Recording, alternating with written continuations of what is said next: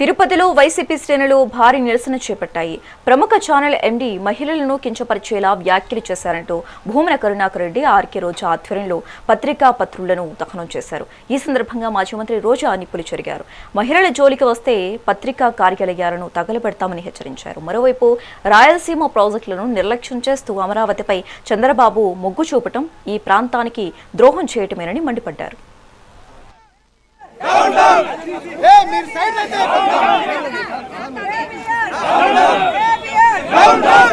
విలువ ఇవ్వని బ్రోకరిజంతోనే బ్రతుకుతున్న రాధాకృష్ణ ఈ రోజు ఆడవాళ్ళని మాట్లాడిన మాటలకి రాష్ట్రాల్లో ఉన్న మహిళలందరూ కూడా ఎదురు తిరుగుతున్నామని కూడా ఈ సందర్భంగా తెలియజేస్తున్నాం. ఈ రాధాకృష్ణకి పెళ్ళాం లేదా, కూతురు లేరా? వాళ్ళు వీళ్ళకి గడ్డి పెట్టరా నేను అడుగుతున్నాను.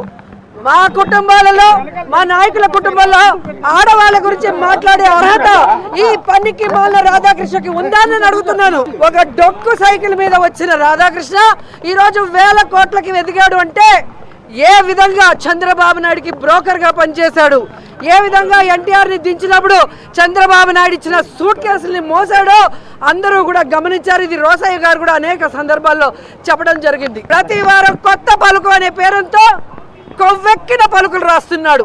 ఈ రాధాకృష్ణకి కొవ్వు కరిగిస్తాం, కొవ్వు దించుతామని కూడా ఈ సందర్భంగా హెచ్చరిస్తున్నాం. ఈ రోజు చంద్రబాబు నాయుడు అధికారంలో ఉంటే కుల గజ్జితో, అహంకారంతో చంద్రబాబు నాయుడు వేసే అవినీతి బిస్కెట్ల కోసం నువ్వు వైఎస్ఆర్ కాంగ్రెస్ పార్టీ కుటుంబ సభ్యుల్ని, అలాగే నాయకుల కుటుంబ సభ్యుల్ని ఇష్టం వచ్చినట్టు మాట్లాడుతుంటే చూస్తూ ఊరుకున్నారు అనుకున్నావా?